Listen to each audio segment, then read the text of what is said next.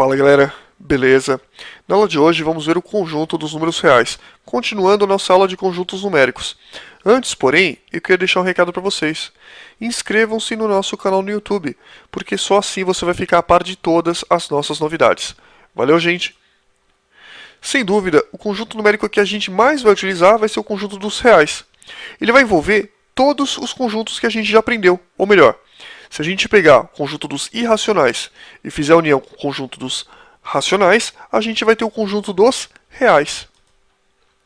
As propriedades dos reais. São válidas as mesmas propriedades dos conjuntos anteriores, e além dessas, vai passar a valer a radiciação. Lembrando que a radiciação ela não é definida quando a gente tem índice par e expoente negativo. Lembra que eu falava para vocês que quando a gente quer tirar a raiz quadrada de número negativo isso não existia? Pois é, mesma coisa, continua não valendo.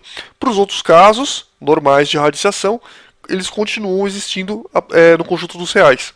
Então, a radiciação é uma operação que é definida só a partir do conjunto dos reais. Outras representações. A gente vê aqui, então, o conjunto dos irracionais, o conjunto dos racionais, você vê que os dois são separados, e se a gente juntar o conjunto dos racionais com o conjunto dos irracionais, fizer a união deles, a gente vai ter o conjunto dos reais. Você vê que todos os conjuntos anteriores, eles são subconjuntos do conjunto dos reais, ou seja, os naturais, os inteiros, os racionais e os irracionais são subconjuntos dos reais. Conjunto dos números complexos. Conjunto dos números complexos, ele vai resolver problemas do seguinte tipo. Quanto vale raiz quadrada de menos 4? Bom, você vai me responder. Essa pergunta não faz sentido. Você acabou de falar pra gente que a gente não define raiz quadrada de número negativo. É verdade, gente. Realmente, a gente não define raiz quadrada de número negativo. Mas no campo dos reais. Quando a gente trabalha com números complexos, a gente vai passar a definir raiz quadrada, ou melhor, raiz de índice par de números negativos. Por que isso? Com os conjuntos até agora apresentados, essa questão não tinha resposta.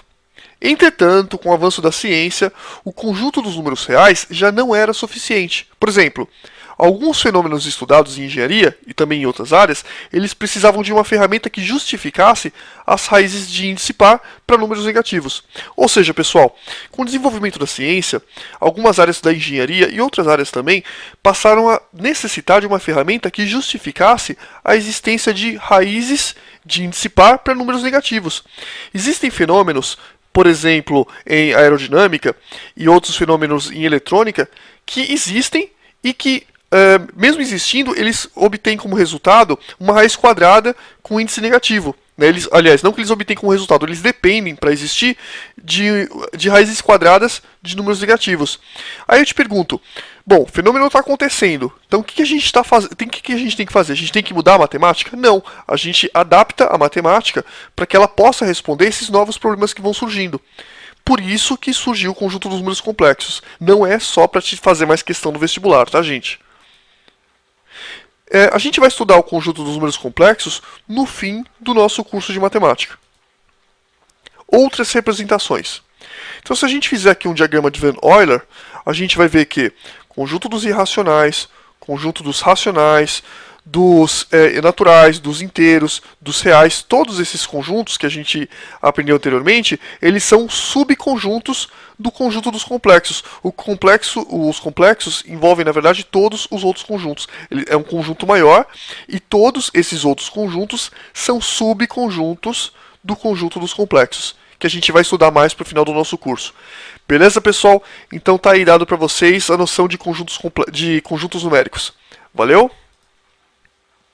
Lógico, o conjunto dos reais está contido no conjunto dos complexos, ou seja, o conjunto dos reais é subconjunto dos complexos.